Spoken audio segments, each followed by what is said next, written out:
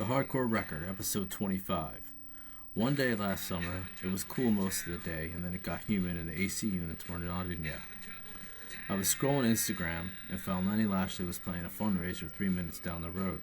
So I took my wife on an impromptu date and we watched him perform. Met him and Rob from the Union Theater Revival campaign after the show. Had a nice conversation and then we bid them farewell and thanked them for the memories. And a little while later I shared a poem I wrote about the day with him.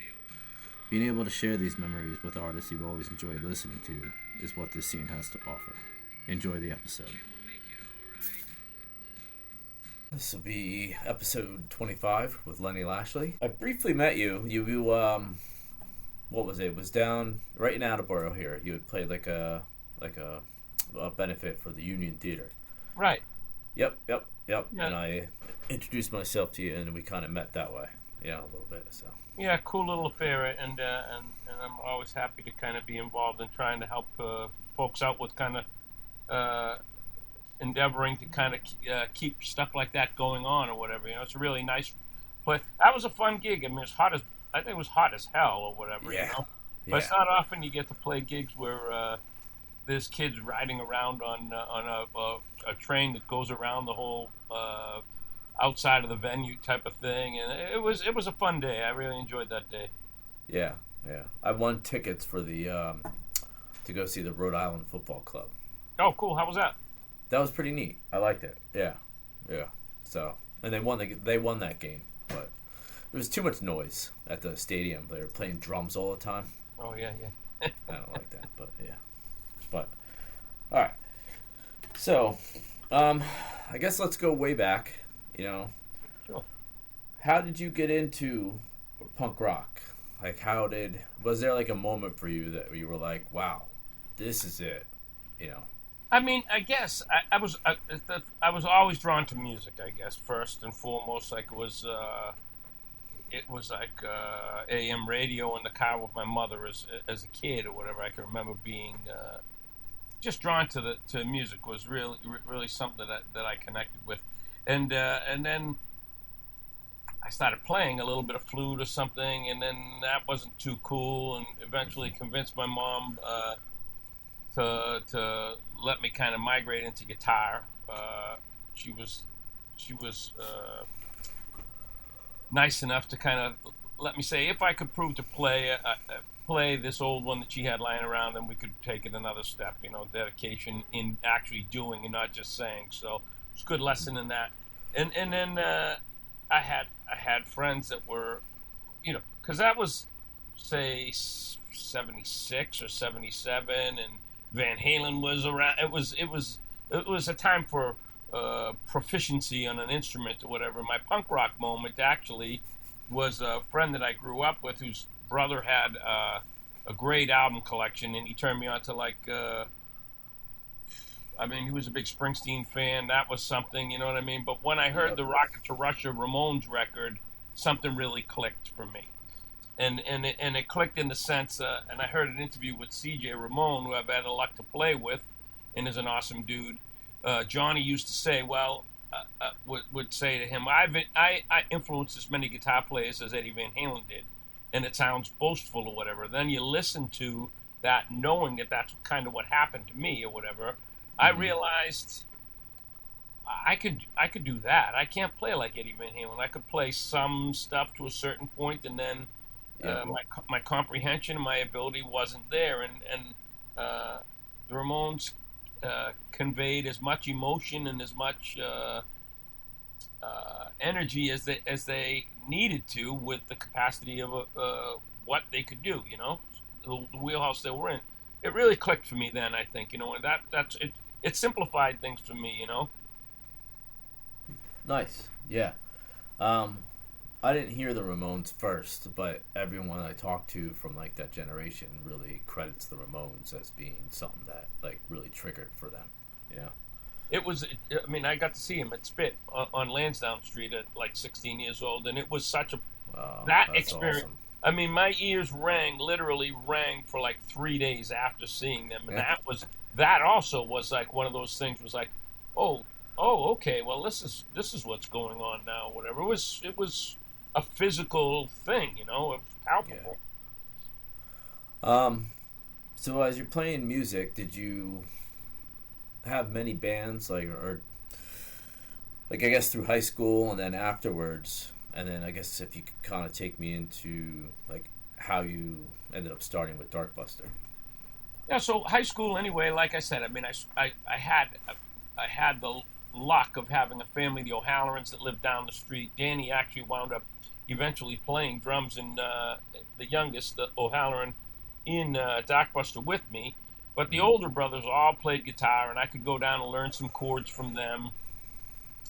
Uh, you know, I started writing songs like immediately. That was what I was doing. I knew three chords. I knew a G, a C, and a D, and that's kind of still what I.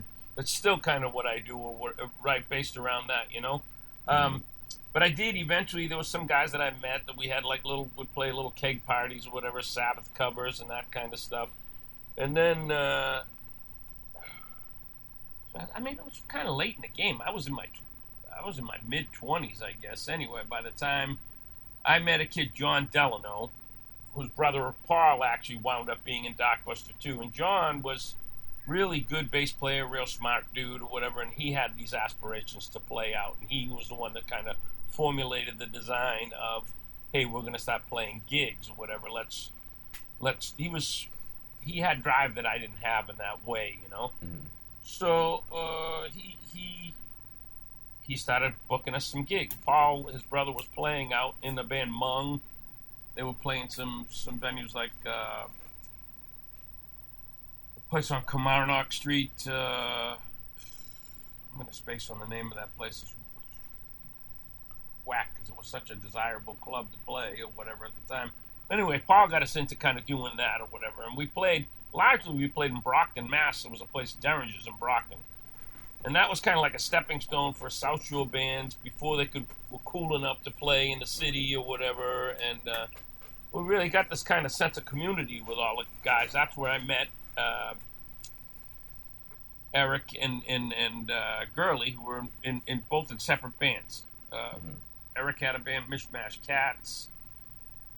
I'm gonna forget Gurley. She's gonna hate me because we've been back talking. I'm gonna forget the name of his band too, and you gotta forgive me because I'm older and I did a lot of partying in those days. But we all wound up having this mutual respect for each other's bands, and it was a cool little community there. A guy, JJ, that was the sound guy, he really took us on, everybody under their wing. And I mean, he's seen everything there. There was a band, Thought Junkie from Freetown, that was really good. A band, Sexploitation. Kid Jonathan was, they were just wild. There was some wildly good bands at the time, you know.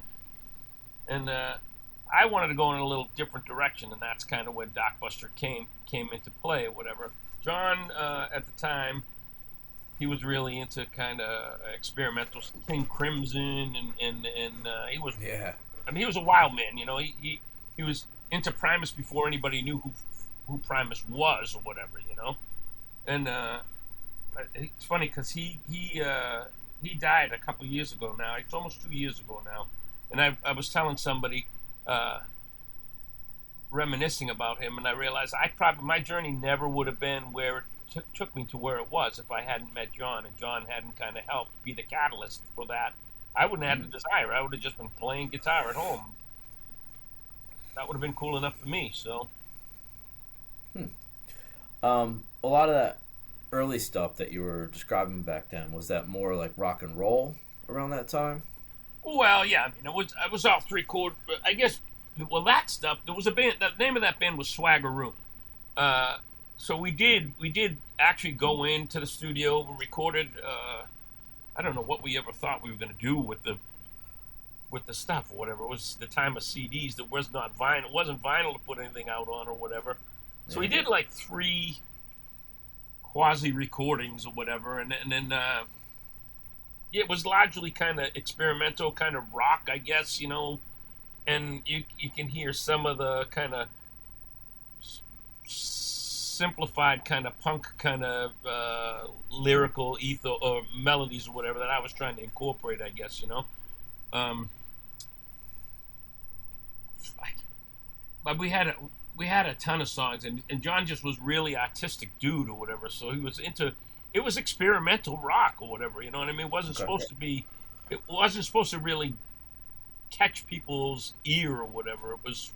Yeah. I remember we played a gig at Derringer's. John would make these cool flyers or whatever, and he just used his whatever popped into his head. So he made a flyer and it said "free pies" or whatever, right? So I went out and spent like $130 on Sara Lee pies, and the place erupted into like a pie fight. The whole place. It was like it. I mean, we had memorable kind of things. We made little dreams into reality or whatever. There was a song. I remember we had a song that was just a little 3-chord thing, "Cigarettes Again," and so I bought like 3 or 4 cartons of cigarettes and just started throwing them out to people when we played. We were insane. I mean, really crazy, you know. Oh, that sounds fun. Yeah. What years was that around? Oh, geez. I guess have to be probably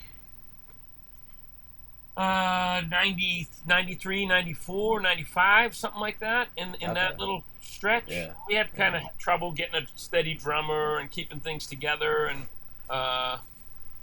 eventually we wound up with a guy, Bob Mercier, who's was a really good, competent drummer. He was in a band, Contagious. They actually did something. They got signed on a Corrosions of Conformity label or whatever, and then everything got they got shelved or whatever by the label, and how that wound. So Bob wound up just joining us, liking the stuff and playing. He really brought a great musical solidity to the thing, you know. Yeah. Yeah.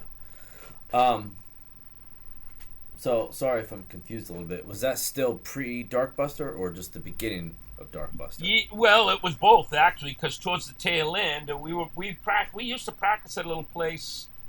Well, we started in Kingston. We had a little warehouse space that John had access to or whatever that we played in, and eventually we migrated to a place on 123 in Rockland that a bunch of bands played practiced at the space or whatever. It's like when I first met Colin from Colin of Arabia. He was like a 15-year-old kid there in that space. He didn't live far from it. It was a cool little place. And I, at one point, told the other 2 guys that in Darkbuster, like I said, we're in separate bands or whatever. And I said, well, I got this. I'm writing these other songs or whatever, and I don't think it's kind of gonna be up John's alley or whatever. Actually, in hindsight, it kind of felt like I was cheating on him a little bit. It's a weird little thing or whatever. Because I didn't go and tell John, hey man, I want to go do something else or whatever. I thought I could have my cake and eat it too, and like I often do, I guess, you know. And it just kind of developed from there. Eric at the time didn't even play drums. He played guitar. He was a very good guitar player and a real kind of prodigy type of musician. He just decided that he was going to figure out how to play drums, and to his credit, Nice. did a really, really good job of that. Listening to like H2O and a lot of the real, he really paid attention to little fills and stuff like that. It had a real musical sense of drumming too, you know. That's cool. So now I guess Darkbuster's in full effect and everything at this point, right? And now, did you end up touring everywhere with Darkbuster? Like, yeah, well, so those were the days. It's funny because then again, you take an element or whatever to give credit to some people. Mike Gurley, the bass player in the band, was really he was really good at making contacts or whatever. In those days, there was no internet or whatever, so it was Book Your Own Life or whatever was a zine that you could get. yeah, And that had some contacts all over. You could reach out to labels and magazines and other bands, or they did reviews. They did the whole thing.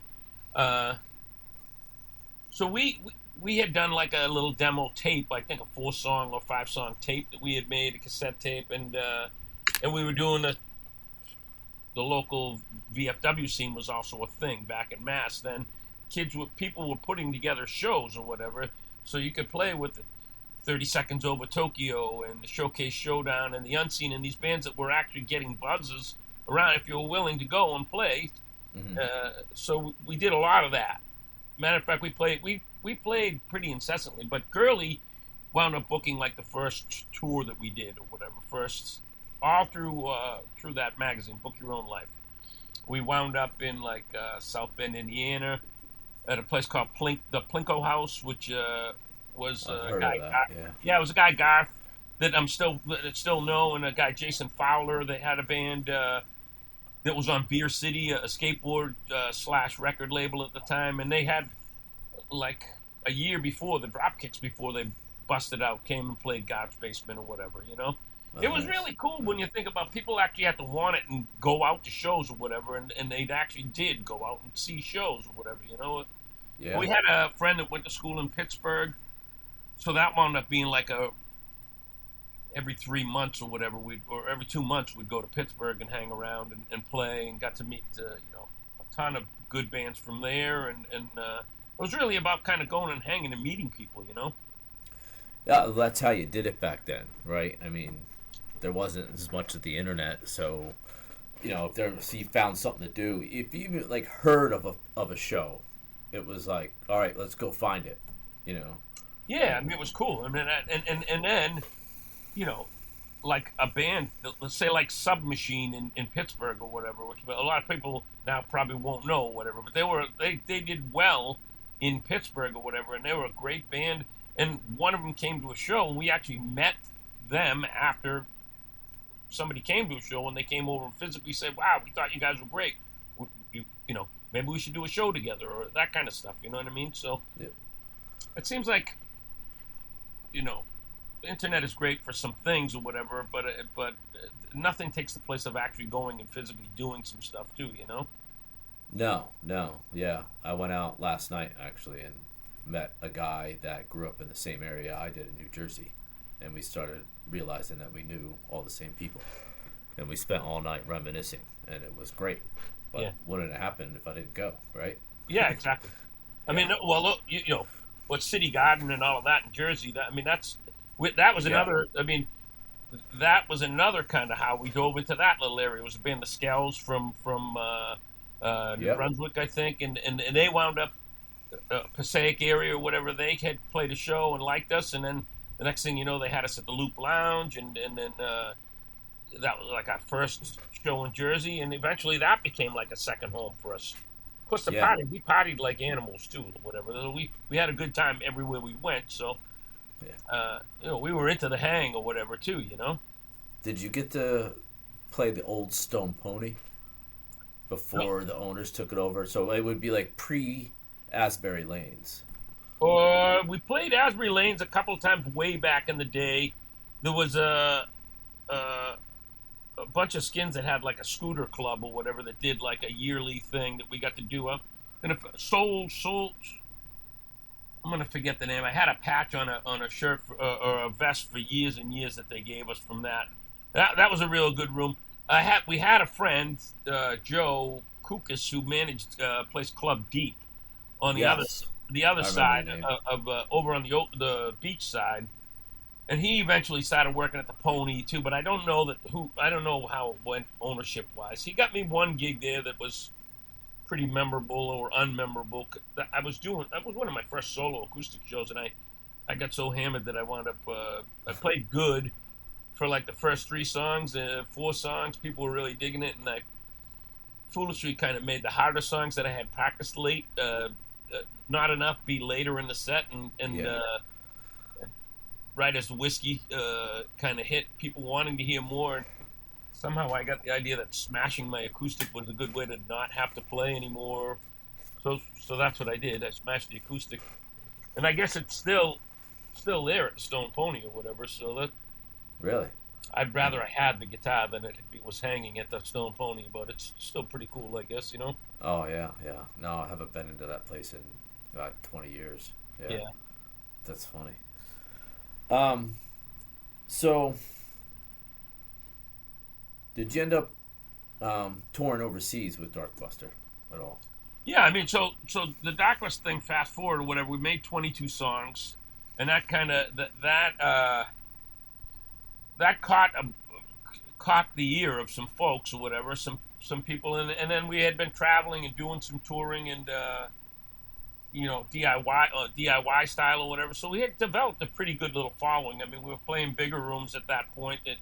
As far as like the Boston scene went, we could do some stuff sometimes at the Middle East downstairs or TT the Bears in some bigger cap rooms or whatever.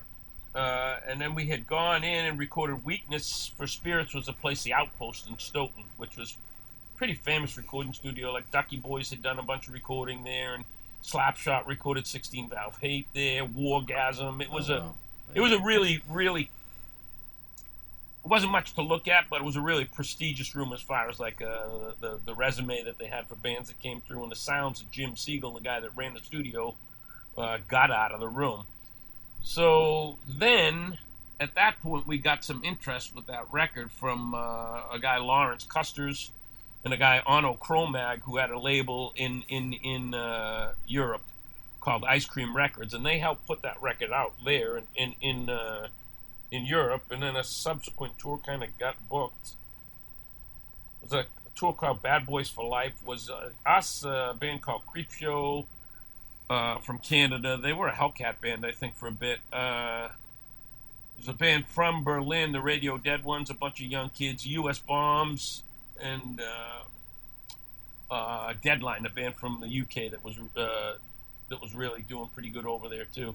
And that that was the beginning of a I Had Arrived moment, whatever, just to set it up or whatever. I had partied for a long time for most of my life and didn't think I was partying even harder than I had ever or thought of. But that first tour of Europe and that run, I wound up having a pretty significant mental break. Mm-hmm. It wasn't. It was the one and only time that Darkbuster actually. I think it was a 20-day run. I think I may have made 10 days. I think Dwayne from the US Bombs, he showed up 5 days late and made it maybe 5 days, and then he was home. And a guy that I'm still friends with, the guy Ski King, that was like an opener solo guy. He wound up getting bounced off the tour because I tore his meniscus. I jumped off of like a thing backstage and landed on his leg and tore the meniscus in his leg or whatever. Jeez. It was quite a tour. Yeah. I met Dwayne Peters once and had a conversation with him, so I can I understand. Yeah. Yeah, Dwayne is a sweetheart of a guy, man. I really love the guy, but he's out there, and I was out there too. So, it's matches and gasoline when you put people like that in a room together. Sometimes, Yeah. I did party too for a lot. I don't touch anything anymore. I think like 12, 13 years straight. Oh, okay. Yeah. So, but now I think like once my kids were born, my wife and I lived on these steps. We had like 22 steps going down, and then like my wife was born, and I had like 3 beers that day, and I was like, I'm sorry, my wife was pregnant, and I was like, no, can't do this anymore. I got to be able to get her down the stairs, and then like that was pretty much it. So, yeah, I mean that seems like pretty good healthy thinking or whatever, I would guess, Yeah, that was my wake up moment. So I didn't have one really until the breakdown or whatever. I had like what a lot of people describe as like for lack of a better term, like a Godsmack or whatever. You know what I mean? And then really had to kind of realize that 12 days in a French nut house or whatever isn't like how normal people wind up or whatever. So Yeah. I still get those moments sometimes of like I tell the story to people that aren't used to like our way of life, and I'm like, oh, everyone's staring at me because they don't understand that story. Man, the shit we see, like the shit that we've seen or whatever and been through, doesn't seem real. It doesn't. Yeah. And the times or whatever, because the times have changed quite a bit too. Yeah. In the interest of saving. Not naming names and saving some of the stuff that we saw go on or whatever in the early 90s or whatever, it'd make a good movie script, Oh yeah, it absolutely would. Yeah. But as like my wife likes to call it nowadays, it's like she's like, that's trauma, Brian, and I'm like, okay, all right. I'm like, I get it, but don't worry about it. Well, I think that also was kind of the pull for the community that we had or whatever. We were all. That was in what drew me to that part of the scene was it was the island of misfit toys for me or whatever. You know what I mean? Yeah. It was a fucking squirt gun that squirted jelly in the train with square wheels or whatever. It wasn't. You didn't have to be a cool person to be in there. It was for misfits and everybody else or whatever. So it was a little. Maybe that's just my conception of it or whatever. You know what I mean? But it seemed like it was pretty all encompassing and accepting to a degree. You know? Yes. Yeah. Yeah. Completely agree. Yeah. So when did was there a point where it was like, all right, Darkbuster's done? Did you ever think you would come back to it again, or were you like, this is it? Well, I mean, we historically, it's funny because I've been recently, since it's like now coming on the 30th anniversary of like the inception of the band or whatever, was 96 or something like that when we first started doing stuff or whatever. So I've had the good fortune now that I'm sober to kind of have, because it was about 11 years or so that I didn't talk to any, we really didn't talk or whatever, any of us, for whatever reason. You know, it was ugly or whatever, like band stuff gets or whatever. But recently I've been in touch and kind of had an opportunity to make amends with Mike and Eric. So we've been kind of hanging out, having coffee, and just kind of talking about the old days. But over the history of the band, yeah, there was a lot of times we did that or whatever. We had to get away from each other a little bit or whatever for one reason or another, and then Eric left, and we got another drummer in to the mix, and certainly during the 10-year hiatus where we weren't talking, it never seemed like we as a original cast of characters would ever get together and make music again. You know, who knows? I mean, we haven't actually come to a resolution that will be the case or whatever. But you know, I think it's pretty cool that we can actually discuss stuff anyway in a room together and treat each other like people again and friends again. You know what I mean? Yeah. That's pretty remarkable shit or whatever. You know. Did you all play that show, the '90s reunion that was going on up at the in Boston? Well, the Dropkick thing. So that's so what. I won't go into detail of how like stuff really went down or whatever, but we had a reunion gig booked a bunch of years ago at Sinclair or whatever, and it kind of didn't. Everybody else that were existing members or whatever, the original members, kind of decided that they didn't want to do it. So I kind of went ahead and managed to get together a really great cast of characters, great bunch of musicians that are like now family, and kind of almost been in the new Darkbuster because I had to change the name around a little bit. Mm-hmm. So, but still playing the songs that I had written or whatever, and kind of omitting the stuff that other people kind of had as their signature things or whatever. But when I think about that, that's like 12 years. That group of characters has been together for 12 years, playing and supporting me or whatever, playing the stuff. So, oh wow, okay. So it's like. It's a as dysfunctional, a weird dysfunctional family barbecue as you could imagine or whatever, you know. Yeah. My hope, really, to be honest with you, is that I can get the group of all of the members of both contingents or whatever together and be like one big happy family. But I am a little bit of an old fucking sap like shit like that too. So. Gotcha. So. Did you set out to go solo, or was it just something that kind of naturally just kind of came to be? Well, I mean, I always did that anyway. Like most of the time when I started playing or something, like I said, I was playing and writing songs on the acoustic guitar really at the very, very beginning anyway, or whatever. So I don't think I ever really differentiated. It's hard for me to kind of songs or whatever it is, you know. Yeah. But after the break, the nervous break or whatever in Europe, I had like a year and a half sober and kind of and I was pretty much out of not playing much music and focusing on the recovery aspect of my life or whatever.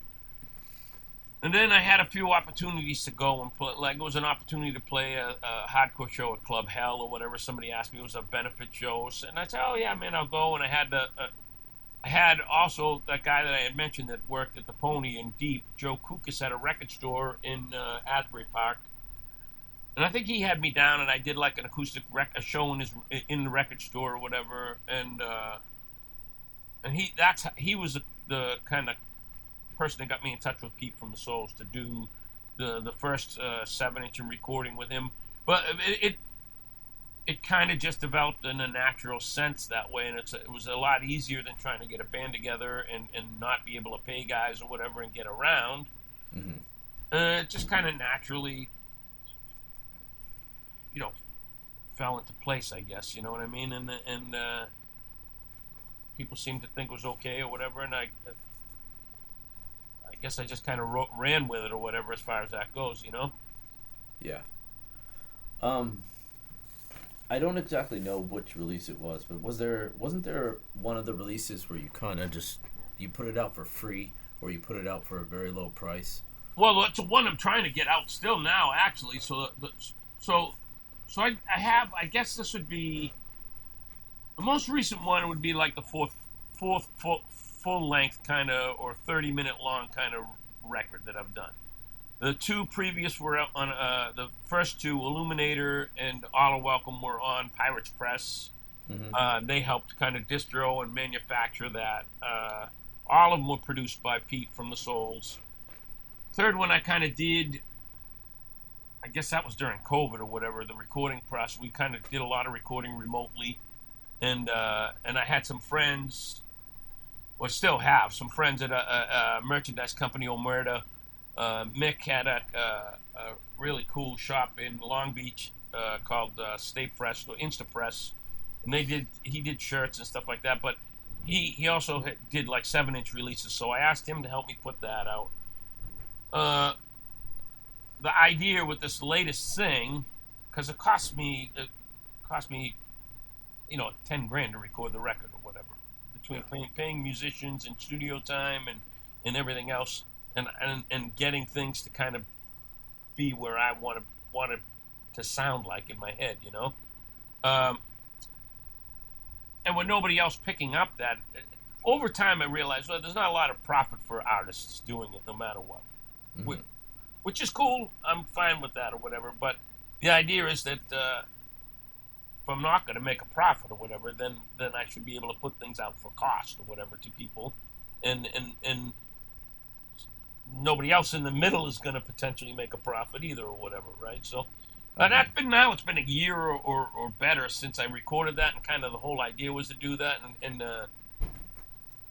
and truth be told, you know what I mean, all the best plans, best laid plans go to hell sometimes or whatever. So I'm still in the process of trying to get the remainder of money to actually manufacture those discs to pay for the full lengths anyway.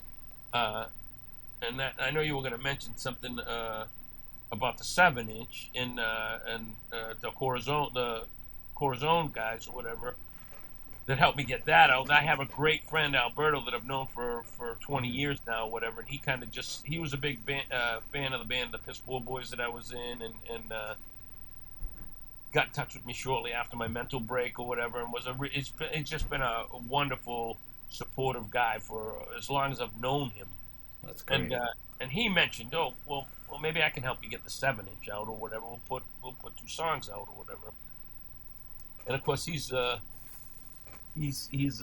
more organized and better at things than I am. So he managed to get that out, and I'm thrilled at that. You know what I mean? And the response has been really, really overwhelming. Really, So yeah, I even just doing the little bit of the podcast that I do, like I see how hard it is to get things started. Like my wife has projects she does, and I'm trying to help manage that. And it's like, yeah, it's hard to just do it all yourself. You need people to come in and kind of help you with it. Yeah, I mean, it's very overwhelming. I mean, it's and it hurts. It's one of those things, and it's part of my addiction or whatever. Because then I feel ashamed or whatever about not being able to complete a task or whatever, you know what I mean? And then I start burying things under a rug or whatever, and it's certainly not the intent or whatever, But yeah, you need. One of the first things I learned in recovery or whatever is like, humble yourself enough to ask for help or whatever. You know what I mean? There's something pretty important about that. Just being able to do that or whatever. You know. Yeah, I think that's one of the hardest lessons you learn as you get older. You know, especially coming from a life like like punk rock and hardcore that we've come from. You know, of course, we learn to survive. We're survivalists or whatever. We learn to survive on our own or whatever. You know, so it's a sign of weakness if you're asking for help, and it's not necessary. Now I realize it's probably more akin to a sign of strength than it is weakness or whatever. Because if you have the courage to ask for help, you know what I mean. It's a big deal, I think. You know. Yeah. I think like too as you get older, you physically get weaker. Your body it's harder to move around, right? You know, sure. And then you go do manual labor all day, right? So it's like you lose that whole sense of strength in your mind. You know, you're like, I'm not strong enough to get through this day, and so then you start to realize, that loss is okay in a way. Well, I guess it's like right. Getting older, right? You got to learn that you have there are restraints in your capabilities or whatever. Now, your mind doesn't tell you that. Your body certainly will or whatever. You know what I mean? Yeah. And I see it now. Even worse. My mother's 82 or whatever, so I get it's and she's doing okay or whatever. But man, it can be not a stroke or whatever to see where you might wind up too. Yeah. And it's just part of life. You just do the best you can, Yeah, pretty much. So, how do I want to word this now? I guess what is your continued influence to want to continue to create? Is it something where you're like, you have a need for it, or is it just always there? Like you write a song, maybe not write a song for a little while, and then it just kind of keeps popping into your head. Because I've talked to different people from time to time that are like, no, I'm not playing anymore. I haven't played in like a year or whatever. Is that something that you go through? Kind of like multifaceted or whatever. I know for sure that I have to create or whatever, right? So if nobody had interest in what I was doing or whatever, as far as listening or putting stuff out or whatever, I got the guitar on my lap here or whatever, you know what I mean? I had some time today to just noodle around and mess around on the guitar. What comes out of it, I don't know. But the need to create is definitely a driving, if not the most driving point of it, Mm-hmm. The other aspect of why would because I ask myself now, I'm 60 and I've been doing it for a long time, and obviously I'm not going to be Mick Jagger anytime soon or whatever, you know what I mean? So you have to have some level of insanity kind of because of costs or whatever, emotionally and financially and everything to create. So you have to be a little bit crazy to kind of want to keep doing that.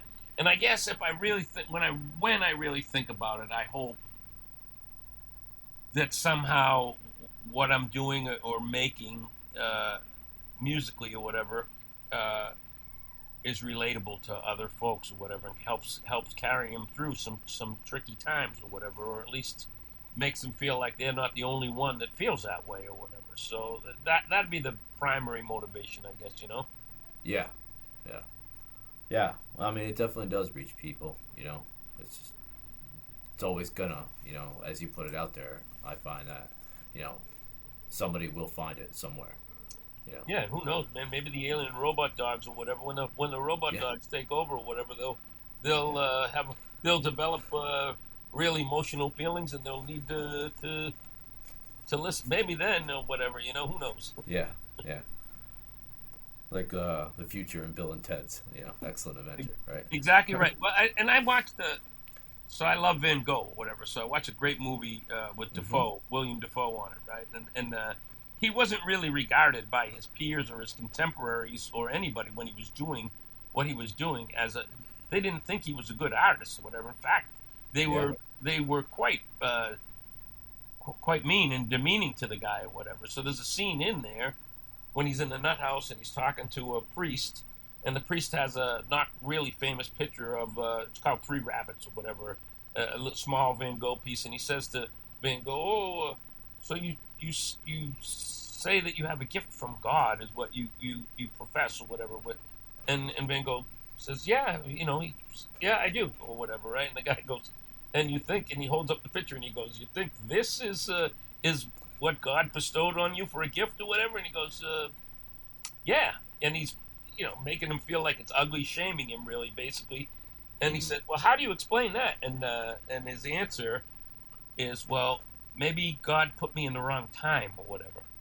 And then wow, yeah. How mind-blowing is it really? Because eventually he became, fast forward 80 years or whatever, and he's the most revered and the most honored painter of our era or whatever, right? Yeah. It's pretty mind-blowing when you think about that. Think about it like that, Yeah. My wife's an artist. You could talk to her about Van Gogh for like 8 hours straight. Yeah. And the funny thing is, I just recently, because his brother supported him, right?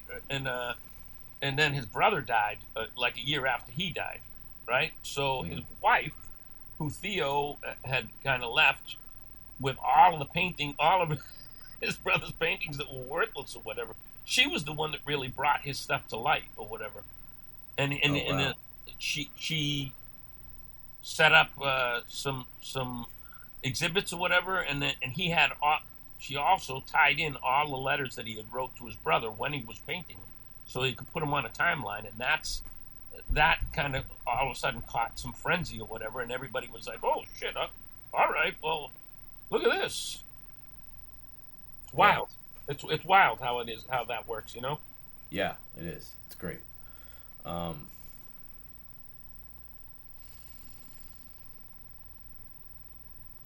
There's a Doctor Who app. You ever watch Doctor Who? Not for a long, long time. I mean, way back in the day or whatever. It was a thing, There's a newer episode, the Van Gogh episode. I got to see. Yeah, I'll see if I can find the name of it. I'll shoot it to you. But that'd be great. That's the episode I showed my wife about Van Gogh, where they go back in time and visit Van Gogh, and then she actually cried during that episode. God, I cried during that scene that I was telling you about. I cried.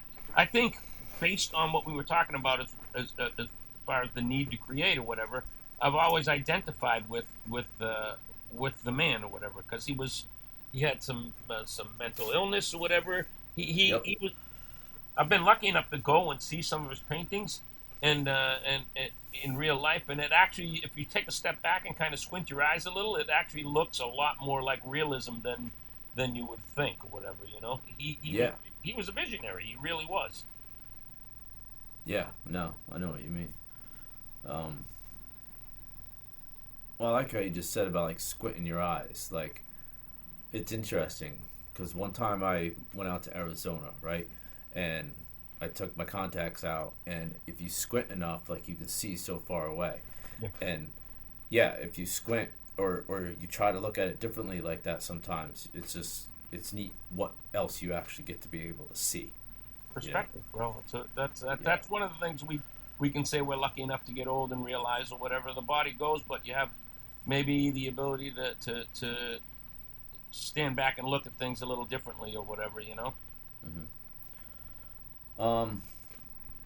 When you're playing around on the guitar and you're writing songs, do you ever come up with something and do you ever forget it and are able to remember it again, or if like you got something, does it stay with you and that's it? I mean, from me having an appointment with you for this thing at 10 o'clock in the morning and totally spacing out on it. I kind of make a conscious effort now with the advent of voice memos on the phone and access to that or whatever. It's easy enough. Like if I sometimes I'll be driving. I have a pretty long commute or whatever, and if I'm not listening, I like to ride for a while sometimes in the morning with nothing going on, just so I can kind of. Me too. So if it's meditative or whatever for me, and my brain shuts down. If something comes to me, a melody or an idea or whatever, sometimes I'll just hum something. I kind of bank stuff like that or whatever, and then I'll go back and revisit. Sometimes it's really worth turning over some rocks and seeing if something was good, or you thought it was really good, and maybe it isn't the next day or whatever too. And then some of them, like they always say, everybody always says, the ones that kind of write themselves or whatever, and kind of pour right out of you. I mean, that's the best. Those are the best times. It's not just how, as a craft or whatever, they can't all be like that or whatever. So you have to kind of do your due diligence too. You don't just get, you don't just learn how to fight Shaolin Kung Fu by watching Kung Fu on TV or whatever. You actually have to do panther hops across the room a bunch too. So yeah, that's the truth. Finally was able to teach my kid that. She's taking drum lessons. But, like, before this, she wanted to do wood carving. And I'm like, well, you have to do it. Yeah. She's like, I don't understand. I'm like, I don't understand how to tell you. You have to do it. You have to practice. Yeah, so. But, yeah. Well, that's, I think, I give kudos to my mom or whatever with that first guitar. Like, because if she didn't tell me, you got to learn how to play on this thing. I mean, the strings were 3 inches off the fretboard or whatever. It wasn't fun to do that or whatever, but I had to prove to her that I knew how to play a song before I could get a semi-cool electric guitar. She wasn't going to let me go on a whim or whatever, you know what I mean? I had to actually prove to her that I could play it, which is a pretty valuable lesson, I think, Yeah. Hold on.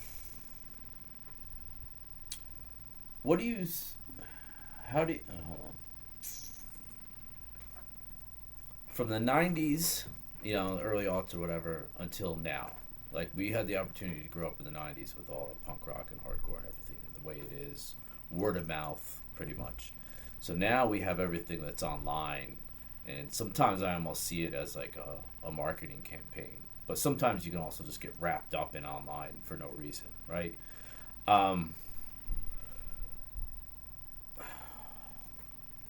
Do you see it as a benefit, or do you sometimes wish that it could just be the way it was in a way? Well, I mean, if I'm old or whatever, I always going to wish it was a little bit the way it was or whatever. I probably more wish that that young kids making music now could experience how it was a little bit and maybe take a step back. Because there's always going to be people that have agendas or whatever, whatever they're doing. Even not everybody. I mean, you can't say that you're above that or whatever. You know what I mean? But I mean, primarily making music because you like making music or whatever. Now you can make hype or whatever, right? You can do both, I guess. There's no law that says you aren't doing both or whatever. You know what I mean? Yeah.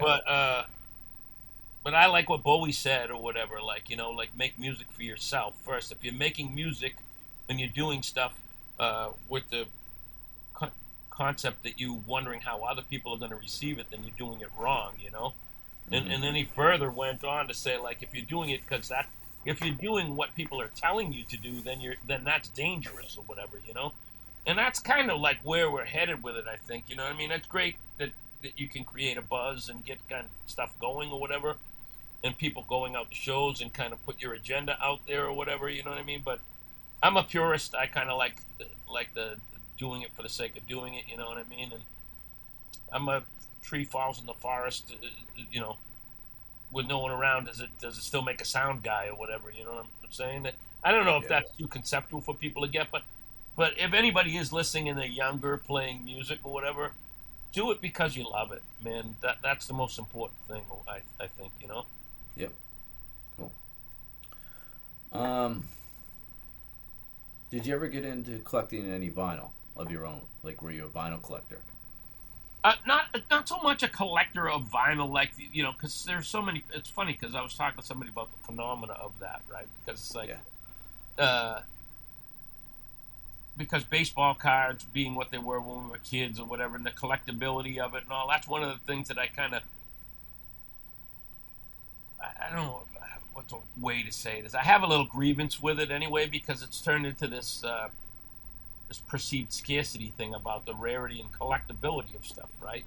Yeah. I knew right away when Pirates put the first one out, the gold one or whatever, me and a friend, I was still smoking weed at the time, we'd go smoke weed and I would go back and buy my own records or whatever from at retail at Newbury Comics to try and take less of them off the market, or this is my high thinking or whatever, right? Yeah. Well, there's 500 of them. If I still downstairs. I just looked this afternoon or whatever. I straightened the space up. I got like 20 of the gold ones editions downstairs. Oh. Right. So my theory was. Yeah. My theory was I was going to make the other ones more valuable or whatever, which didn't happen, folks, or whatever. But conceptually, that's what the world wants to tell you or whatever. Oh, Ferraris are so rare, or De Beers diamonds are so fucking rare. And you know what's rare is people that fucking make music or whatever. When we were kids, it was about what was in the record or whatever. There were cool album covers or whatever. But all the vinyl was black. It wasn't more rare than another one. So, yeah, I have, in answer to your question, I have a little collection of vinyl that I've got over the years. From the 10 years that I worked in the Midway, or if I saw a band that I got to know that I liked or whatever. Yeah. And I didn't really even have anything to play it on or what. It's all pretty much virgin vinyl. And I would buy... because I liked what I saw, or I liked the band, and I wanted to support the people and help them get gas in the car to get down the road or whatever. Yep. And I'm sure now at one point I'll be able to sit down and as an older guy or whatever and start spinning stuff on a record player and go and find some gems or whatever that I had no concept of or whatever. Because I'm remembering from real time being in a room with them and going, wow, this guy's got vinyl, and a lot of them are bands that nobody even will care about or whatever, probably, but has significance to me. So, yep. Do you have like a favorite one or one of them that stands out in your mind right now? Jeez. Yeah, I mean, I'll tell you, for what it's worth, even though I have a craw in my mouth about the whole thing I just mentioned about the collectability and all of that. Yeah. The label that I was on, Pirates or whatever, had been they were very good at making cool things like that or whatever. So the FM 359 record or whatever that they put out, that was McColgan and John from the Street Dogs and Rick Barton. That was really cool. It was like a little stamp on it and everything. I really loved that one. And actually, Alberto, that helped me put my thing out, he did one on that was Pirates manufactured or whatever, and it's actually like a tarot card set that he had with it too or whatever. And I just love that shit because now you're crossing over kind of a couple of different things or whatever, Yeah. Which makes it a different thing entirely, Yeah. Now, I agree that the record collecting has gotten out of hand, and I'm actually working on selling like a bunch of my old stuff just to, start getting stuff that like I really want, because for years I just bought like that in a way, Yeah, well, I mean, it's great. Stuff, but it's a great conceptually or whatever, because I did it with hockey, baseball cards or whatever, hockey cards or whatever. At one point, I went through a phase and I just bought them. Sometimes I didn't. I still have a couple of packages I never even opened or whatever, thinking one day I'll give them to my nephews or whatever. Maybe there'll be something in there that's worth something or whatever. You know what I mean? But yeah. Now being old or whatever, there's nothing worth. It's the value is yours and yours alone, really. I guess Yeah.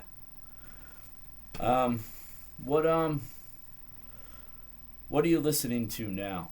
Basically, what's the latest thing that I guess like you're influenced by, or that you're into? Oh, I mean, I'm really all over the map as far as what I get influenced by or whatever. You know what I mean? As far as like newer, like the Stones just released their last one, their most recent record. They've been kind of leaking out songs, a couple of songs or whatever, and now. But today was the day yesterday was the day that they put out the album in its entirety. So I got to listen to that today, and it's just mind-boggling that those guys can still make not only good music. I mean, because they have the resources to make something sound good or whatever, but something that's kind of relevant and still edgy or whatever, and still like the Stones. It's pretty remarkable. I mean, they've been at it for a long time. So so that one I Foreign Tongues, I think it's called. I've been listening to that a little bit, and I mean, there's just so much good shit out there, really. You know what I mean? I kind of get a lot of stuff word of mouth.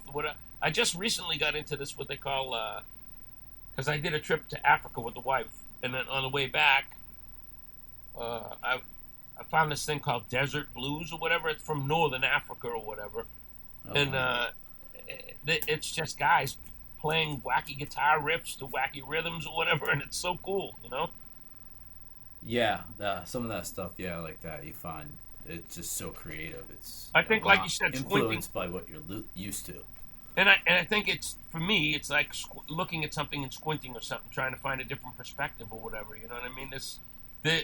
I recently just fucking downloaded the Quran and fucking I swear to God, because I'm like, well, when I'm driving or whatever in the morning and I just want to get my head straight, maybe listening to some guys sing the Quran or whatever at sunrise. Maybe all of a sudden I have a lightning moment and that's cool, and I'll be like, oh shit. Yeah, no, I know what you mean. Yeah, I listen to like Buddhism podcasts in the morning. Yeah, it's sometimes a good way to get your head straight or whatever, you know. Yeah, it definitely is. Yeah. So where can you purchase your music for the most part now? You have a centralized place, like a website, or is it? Well, the physical copies, I think Alberto or Del Corazon or whatever, they have stuff out there. I know you can get from their Instagram or whatever, and then some of the distro folks are like in Europe. It's still Cortex Records took a bunch of those to have and sell over there. Physical copies, I have. I mean, I would say, if you want to help out or whatever, come to a show. I'll tell you what I've been doing, really, because I'm, like you said, that's about the profit or whatever, Billy, but because Alberto was very, very kind and generous in how he helped me get the record out. So I have physical copies or whatever. If people come to a show or whatever and want a copy of a record, they can just ask me and I'll give them a copy of a record. If they physically get out to a show or whatever, you know what I mean? Because I think that's an important aspect too, man. Because these people that are running these venues or whatever, that are struggling and trying, and there's people there that are bartenders, and there are people there that are trying to make money too or whatever in a living. You know what I mean? If nobody comes to the shows, and all you're doing is taking from the scene or whatever, not giving any back or whatever, then there's not going to be a scene anymore. You know? Yeah. True. Yeah, it gets harder to get out the older you get, but I try the best I can, any chance I get, but couldn't agree more. So what's next? Just kind of continue playing, continue doing the same thing, or I mean, else? I have some. I always got some local kind of, or I'm blessed enough to have people ask or whatever as far as because I don't hunt down a lot of gigs or whatever. People ask me, and as long as people are asking, I'm going to be going and playing shows. And as insane as it sounds, because I made myself a little promise that I wouldn't put out another release until I actually got the last one out on vinyl, like I said I was going to do. I have to set some kind of line in the sand for myself with it, Mm-hmm. But I have, that being said, I've been going through the pile and stockpiling songs or whatever, and knowing, all right, well, I want to get ready to do another thing or whatever. So, how I'll make that work or how it'll develop, who knows, Yep. But first thing is just kind of getting the songs. It's fun to try and get the songs together and have the capability to record some kind of okay demos at home. Now you can do a lot of stuff on your own there, Yeah. Well, cool. Well, that's what I have for you. Unless you got anything else to add, I think we're good. I just want to thank you, Elliot, for the opportunity, man. I really appreciate getting a chance to know you better and talk to you a little bit, and it was fun. Yeah, same here. Definitely had a blast. Good deal.